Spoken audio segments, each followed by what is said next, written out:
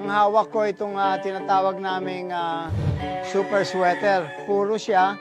Yan ang itsura nila. Ponkan, pula ang mata. Yan ang paborito ng mga Pilipino dahil sa mga Pilipino mahilig sa magagandang manok. May puting, meron din to minsan-minsan, puti sa buntot. Pag naglugo nito, baka lumabas yon. Ang fighting style nila,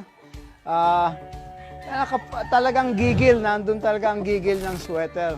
Pero nakakauna naman at tapos pag nakakontak, tuloy-tuloy na. Yan ang super sweater. Ang best cross nito talaga sa Kelso. Sabi sa akin ni Johnny Jumper nung araw, ang sweater daw basically half yellow leg hats, half Kelso. Kaya hindi kayo magkakamali kung i-cross nyo sa Kelso, sa yellow leg hats, 3/4 ng one blood, 1/4 ng one, or pwedeng 3-way cross doon. Although pwede rin siya sa McLean hats, sa roundhead, especially sa Boston roundhead, maayos din. Pwede rin sa lemon, ginagawa namin yon. Madami kaming maayos na cross sa lemon. At saka bulik.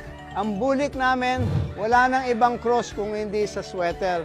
Nagiging magandang bulik, bulik pula, at kumpleto. May angat, may gigil. So yun ang sweater. Ito din ang isang signature line namin, High Action McLean. Mataas sila, high station, pula rin ang mata, on the dark side.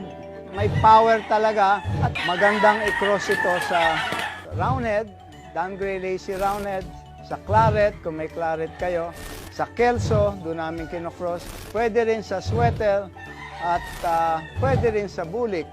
So yun ang basically minamaximize namin ito sa Dan Gray Lacy roundhead at sa Kelso. Yan ang McLean hats. High station, pulang mata, matapang ang itsura. Ito naman ang aming purong white Kelso na throwback galing sa red Kelso. Naging puti na talaga sila through selection ng breeding. Ibang klase sila, ang paa malayo sa katawan, may angat at madunong.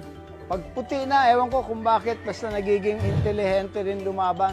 Minsan kahit nasa ilalim sila, nandun yung paa. At mailag din. Kompletong manok. Ito na yung pinapadami rin namin.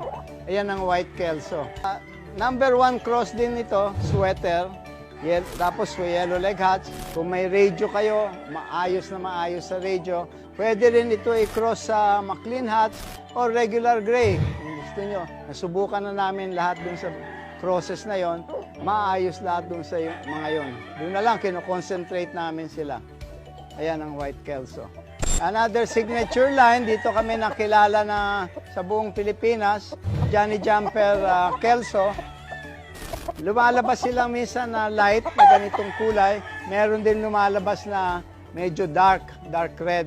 Dalawang kulay lumalabas. Ito yung pagka-game nito, kahit pilay-pilay na, talaga kung kaya nilang, susubukan pa rin nilang manalo. Kaya kami nakilala ng gusto dahil din dito sa red Kelso. May angat sila at direkta ang palo sa katawan.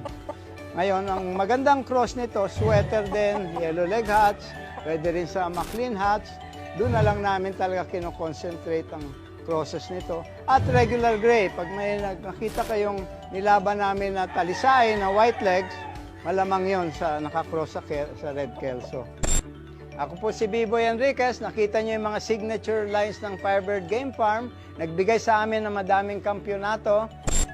Dugong excellence, pusong kampiyon.